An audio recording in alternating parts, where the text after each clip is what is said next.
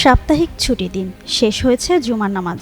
সবারই নামাজ শেষে বাড়ি ফেরার তাড়া। এমন সময় রাজধানীর বিজয়নগর এলাকায় প্রকাশ্যে সড়কে গুলিবিদ্ধ হন ওসমান হাদী। মুহূর্তে আতঙ্ক ছড়িয়ে পড়ে এলাকায়। গুলি করে দ্রুত পালিয়ে যায় হামলাকারীরা। এ ঘটনার পেছনে কারা ছিল, কিভাবে এলো তারা, তা খুঁজে বের করতে তদন্তে নামে আইনশৃঙ্খলা বাহিনী। তদন্তে উঠে আসে চাঞ্চল্যকর তথ্য।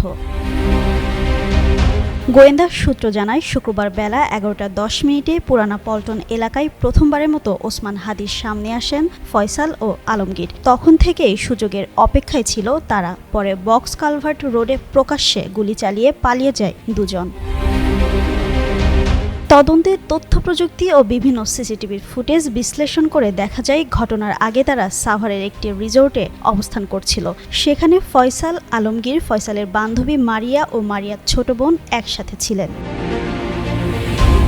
ঘটনার দিন ভোরে রিসোর্টে পৌঁছে তারা শেষবারের মতো পরিকল্পনা চূড়ান্ত করেন। রিসোর্ট থেকে বের হওয়ার আগেই সব মোবাইল ফোন বন্ধ রাখার নির্দেশ দেন ফয়সাল। কাজ শেষ না হওয়া পর্যন্ত বন্ধ রাখা হয় মোবাইল। সকাল 8:56 উবারে করে তারা রিসোর্ট ছাড়েন। আগারগাঁওয়ে মারিয়াকে নামিয়ে দিয়ে ফয়সাল ও আলমগীর এগিয়ে যান তাদের গন্তব্যে। পরে ঘটেই যায় সেই গুলি করার ঘটনা।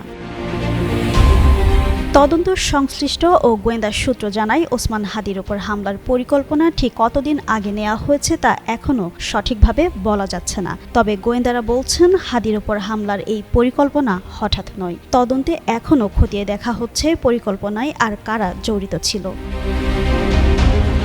জিন্নাত আরা ঋতু, যুগান্ত নিউজ।